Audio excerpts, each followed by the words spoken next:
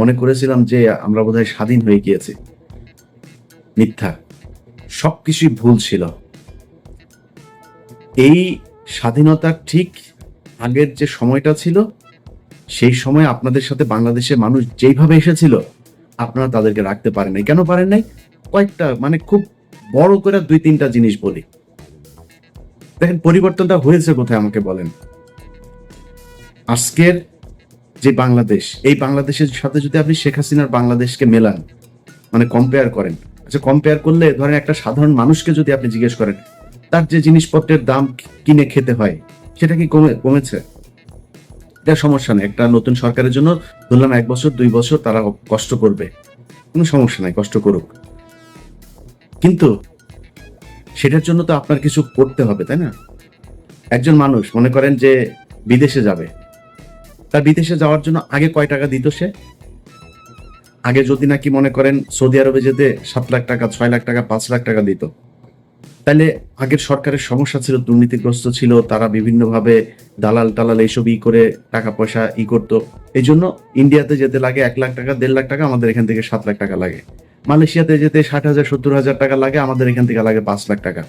Oman, কাতার, Dubai, মধ্যপ্রাচ্যের সব দেশে একই অবস্থা। এখন বৈষম্য কাটানোর জন্য বৈষম্য বিরোধী আন্দোলন হয়েছে, মানুষ রক্ত দিয়েছে। সেই বৈষম্য শেষ করার পরে তাদের তো কম লাগবে টাকা, তাই না? আসলেই কি লাগছে? তাহলে এইটার দায় কার? এটার জন্য তো আপনাকে জবাব দিতে হবে। আপনি যেটা শেখ হাসিনা পারে না সেটা আপনি করে দেখাবেন। এই জন্যই তো আপনাকে পরিবর্তন করে আনা হয়েছে। মানে সবকিছুর পর আমি এই যে যুক্তি দেখাচ্ছি, এটাতে আবার আওয়ামী লীগের খুশি হওয়ার কিছু নাই। তোদের আসলে মানে তোদেরকে নিয়ে মানে কথা বলার মতো এই মানে রুচিটাও, তোদের নিয়ে কথা বললেই মেজাজ খারাপ হয়ে যায়, গালাগালি করতে ইচ্ছা করে। আর তোরা তো মানুষ না। তোরা যদি মানুষ হইতে, এতগুলো মানুষকে হত্যা করলি, তোদের মানে দলের ভিতরে ধরলাম সব মানুষ, অনেক মানুষ বলে যে আওয়ামী লীগ আসলে সবাই খারাপ না, কিছু কিছু ভালো আছে। তোদের ৫ জন মানুষ তো এক জায়গায় হয়ে বলতে পারতি, তাই না? যে আমরা আসলে শেখ পরিবারের এরা ভুল করেছে, এরা আসলে খুব ক্রুয়েল, এরা করাপ্টেড, এদের আমরা ঘৃণা করি, আমরা দলটা আসলে নতুন একটা আওয়ামী লীগ চাই। মনে কর তুই শেখ মুজিবের আওয়ামী লীগই চাস, ধরলাম। এই গত ১৫ বছরে আওয়ামী লীগ চাস না।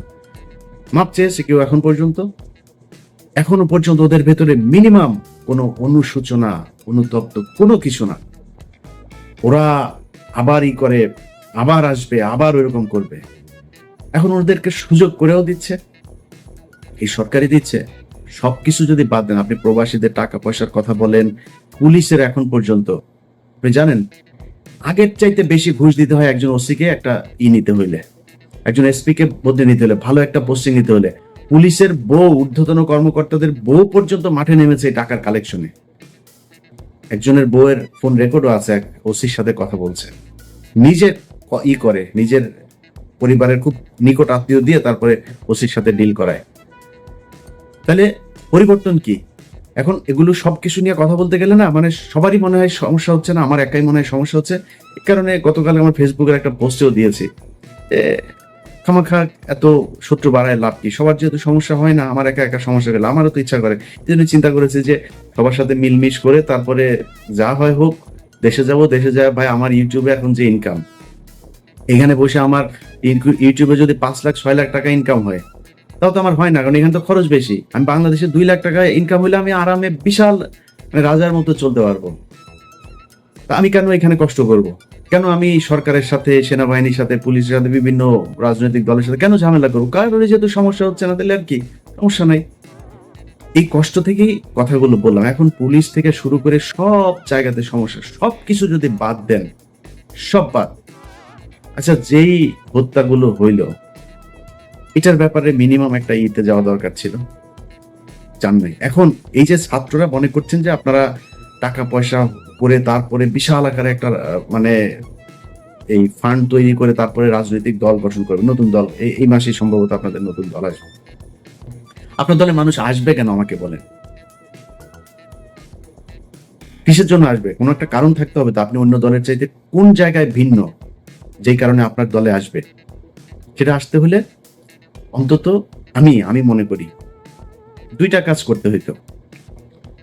১ নাম্বার, এই যে আওয়ামী লীগের যেই হত্যা মামলার আসামিগুলো, চিরুনি অভিযান চালায় প্রতিটা আসামিকে ধরতে হবে।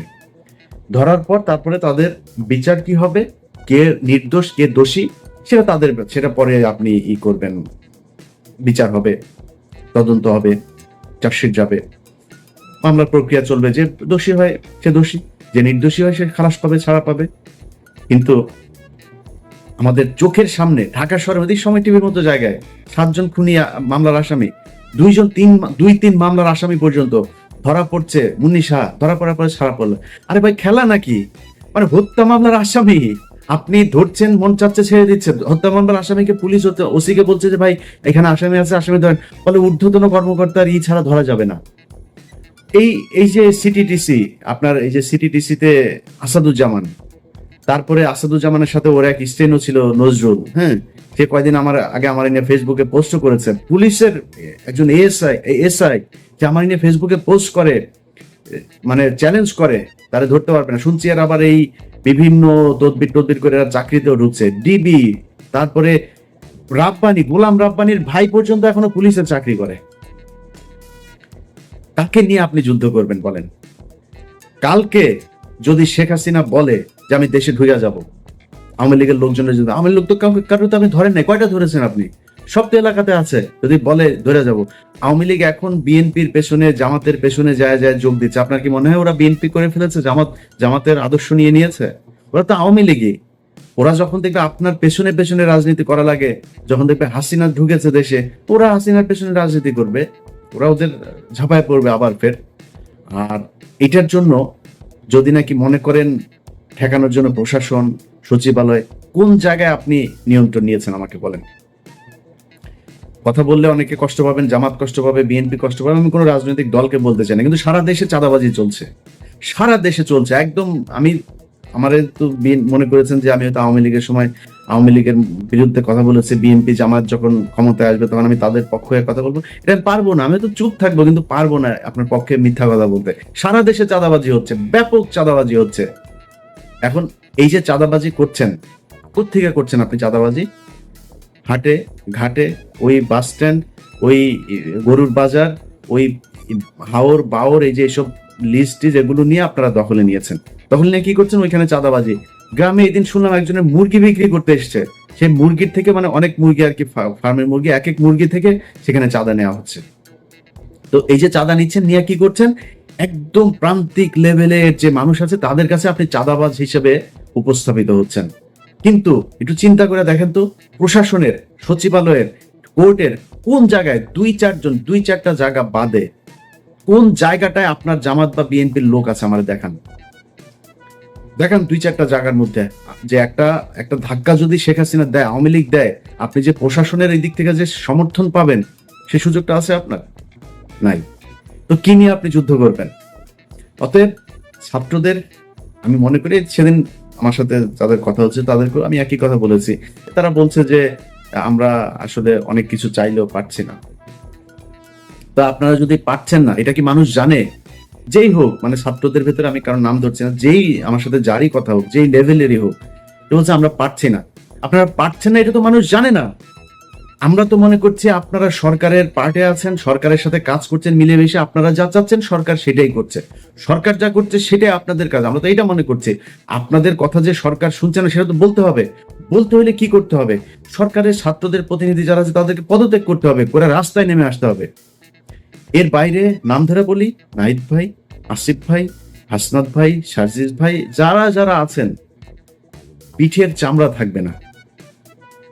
যদি মনে করেন যে এই সরকার চলে যাবে আর বিএনপি, আওয়ামী লীগ, বিএনপি বা জামাত ইসলাম আপনাদেরকে কোলে তুলে নিয়ে নাচবে, প্রশ্নে আসে না। আর আওয়ামী লীগ তো কত ভয়ঙ্কর হইতে হবে সেটা আপনাদেরকে বোঝানোর দরকার নাই, আপনারা জানেন। এরা জেলখানার ভেতরে মানুষকে ধরা জবাই করে মারে, হাসি হইলেও এদের মনে শান্তি হয় না, জবাই করে মারে। এখন শুনছি ওই যে ক্যাপ্টেন বাসেদ সাহেব মাজেদ গিয়েছিল, এই ক্যাপ্টেন মাজেদ সাহেবকেও জবাই করেছিল। সো এরা এরা এর চেয়ে ভয়ঙ্কর রূপে ফিরবে, যদি ফিরতে পারে, ফেরার সুযোগ দেওয়া হয়। অতএব আপনারা ছাত্ররা যারা আছেন, যাদের সাথে বাংলাদেশের মানুষ সবাই চেয়েছিল একটা পরিবর্তন, আপনাদের সাথে কেন যাবে সেটা আপনাদেরকে বুঝাইতে হবে। পারেন নাই, কোনো সমস্যা নাই, পারার চেষ্টা করছেন কিনা সেটা মানুষ দেখতে চায়, যে আপনারা কি আসলেই চেষ্টা করেন, নাকি আপনারাও সেই আগের দলের মতোই সব লুটপাট করে খাওয়ার জন্য সুবিধা পাইলে তাদের সাথে বসে মিলেমিশে একাকার হয়ে তারপরে দেশ চালানোর জন্য উৎক্ষেপ হয়ে আছেন। এই জিনিসগুলো আমার মনে হয় আপনাদের বোঝা উচিত আর কি।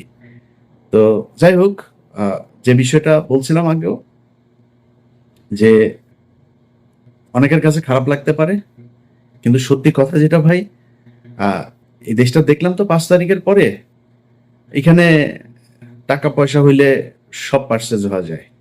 ইভেন কি জানেন, বললে কষ্ট পাবেন, আমরা যে 57 কর্মকর্তার জন্য কষ্ট পাই না, আমরা বলি এই দেশের স্বাধীনতা, সার্বভৌমত্ব সবকিছু এই 57 জন অফিসারকে মারার কারণে আমাদের দেশ ইন্ডিয়া দখল করে নিল, এগুলো বলি না, সেই 57 জন কর্মকর্তাদের ভেতরেও তাদের পরিবারের লোক, সন্তান, স্ত্রী টাকার কাছে বিক্রি হয়ে গেছে, তাদের স্বামীদের চায় না, বিচার চায় না।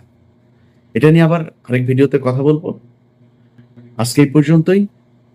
যারা মনে করছেন যে এই টাকা পয়সা ইনকাম করে স্রোতের সাথে গা ভাসিয়ে যে যা যেইভাবে পাচ্ছেন টাকা পয়সা কামায় টামায় নিয়ে টাকা আপনার অনেক কিছু দিবে, এটা একদিন প্রমাণ হয়ে যাবে।